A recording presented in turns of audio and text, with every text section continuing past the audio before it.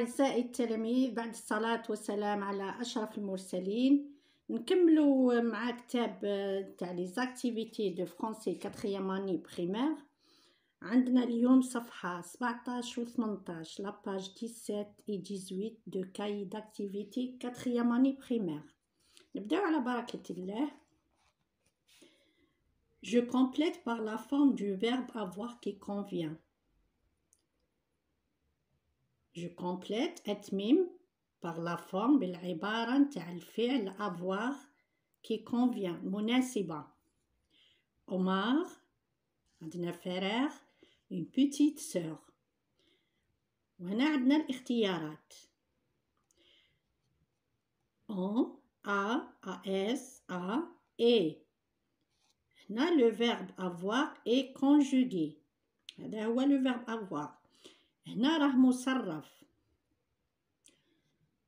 عندنا ONT نشوفو مع أي ضمير نحطوها avec quel pronom نحطو on و a نفس الشي as نفس الشي et نفس الشي.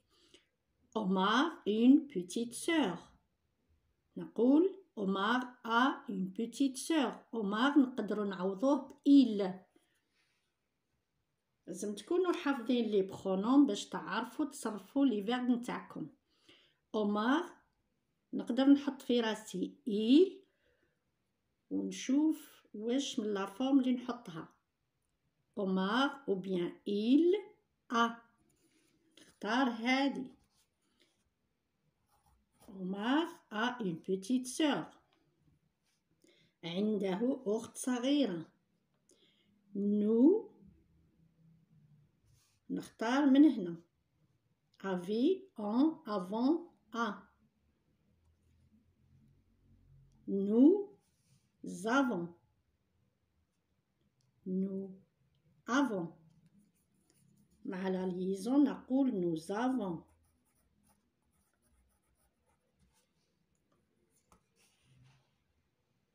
Deuxième activité, je remplace le sujet par le pronom personnel il.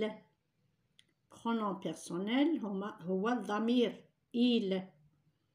محمد habite en face de l'école. نحوس على السوجي هو اللي نعوضوه. habite هو الفعل واللي قبله يكون سوجي. محمد قالوا لنا نعوضوه ضمير par le pronom personnel اللي هو il. il habite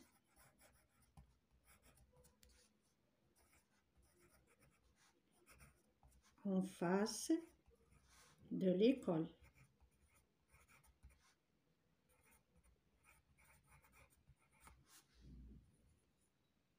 هذا السوجي عوضناه بالبرونوم il. Ali dessine une maison. Ali نعوض هذا السوجي. قبل ما ندير عملية لهذه العملية نتاع نحول السوجي نتاعي إلى ضمير نشوف الفعل هو dessiner. le verbe dessiner il est conjugué avec le sujet هذا علي. نشوف لا terminaison نعرف واش من البرونو يجي معاه. إذن قالوا لنا il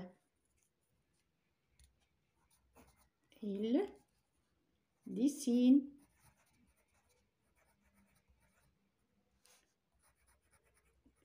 une maison.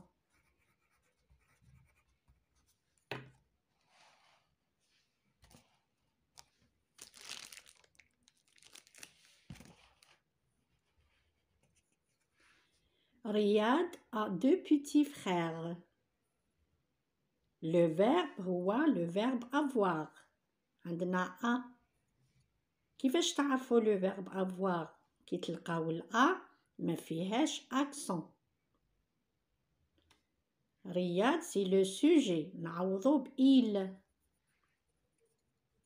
مازلنا مع la même activité يعني هذا ال il نخدمو بها في هذه الجمل. il Il a 2 petits frères.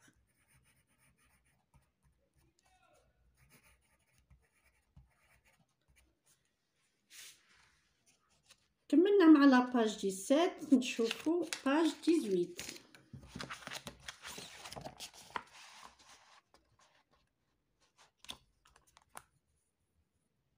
Je classe les noms de métiers suivants dans le tableau. هذا المهن اللي راهم هنا، اسماء المهن اللي راهم هنا في الجدول. لو طابلو سي هو الجدول. لو طابلو بالفرنسية، الجدول بالعربي. نون ماسكولين، نون فيمينين. ماسكولين يعني مذكر، مذكر. فيمينين مؤنث. نختار أسماء المهن من هنا ونحطهم في الجدول. نشوف المهنة اللي على اسم المذكر والمهنة اللي على اسم مؤنث. ان كوافور، حلاق. ان كوافور هي مذكر. ان كوافور. سي ماسكولين، مذكر. une chanteuse. une féminin، مؤنث. عندنا une مؤنث نعرفوها بأون والمذكر نعرفوه بأن. une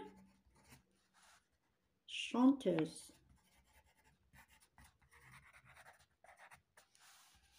كملنا مع هذه. un policier، مذكر. un policier.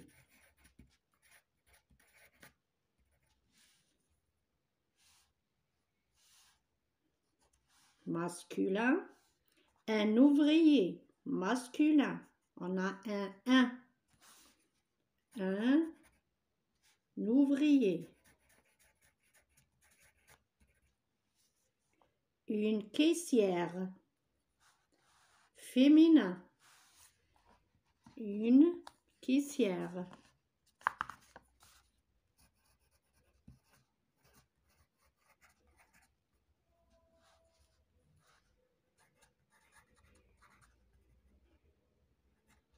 une caissière بدات بأون وخلصت بR-E. إذن féminin. un vendeur، بائع.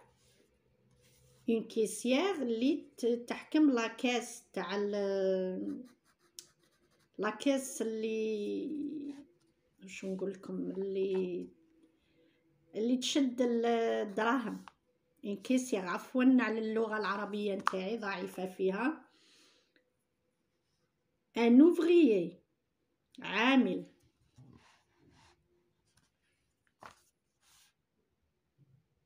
ان اوفريي، ان كيسير، ان فوندور. ان فوندور، بائع. هذه تبين أنه مذكر. une infirmière، نلاحظ عندنا une وعندنا RE. féminin. une infirmière، ممرضة. une infirmière.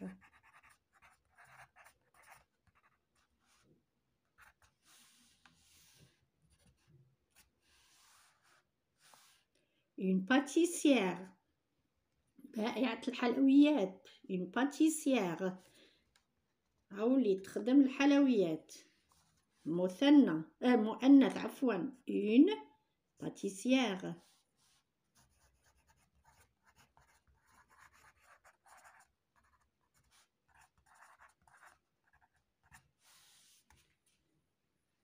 une ouvrière، عاملة.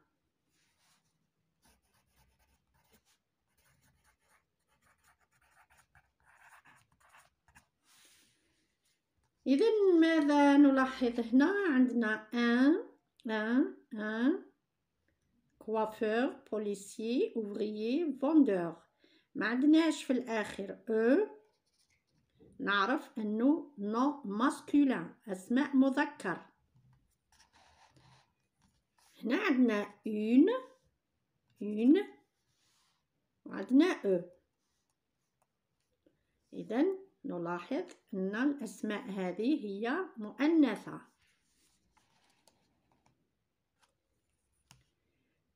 Je complète les phrases. أكون أو أتمم الجمل. cuisinier, cordonnier, pompier. أكمل الجمل بهذه الأسماء par ces noms. Pour préparer mon soulier, je vais chez le حتى أصلح حذائي. Pour réparer mon soulier حتى أصلح حذائي. soulier هو الحذاء. réparer أصلح. je vais أذهب chez le cordonnier. cordonnier.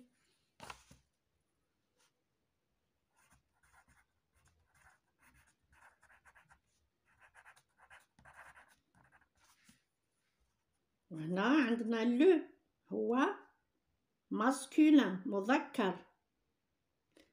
في الآخر ما عندناش عندنا لو كوردونيي نعرف أنه مذكر.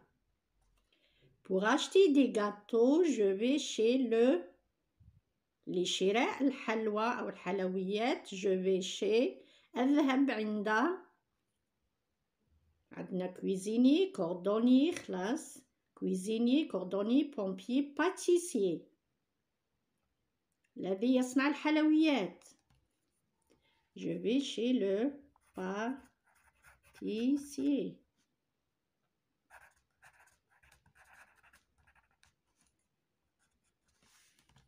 Pour éteindre un incendie, j'appelle les إطفاء الحريق. Pour éteindre, éteindre c'est le verbe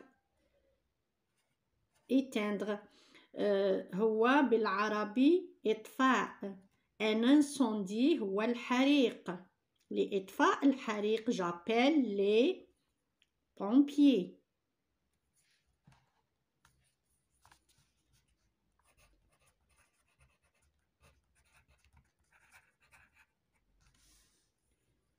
نلاحظ أن هنا لي بومبيي عندنا اس à la fin وعندنا لي الجمع هو الجمع لي بومبيي. عندنا لو مفرد المذكر لي جمع المذكر.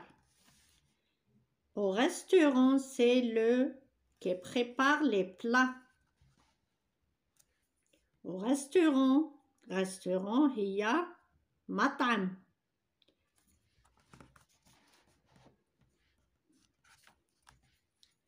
C'est le cuisinier.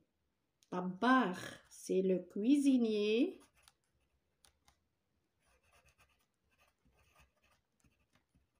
Qui prépare les plats. شكرا على المتابعة. إلى فيديو آخر إن شاء الله. ما تنسوناش بالأبوني وما تنسوناش باللايكات وبارتاجيو مع أصدقائكم. إلى فيديو آخر إن شاء الله. مع السلامة. شكرا.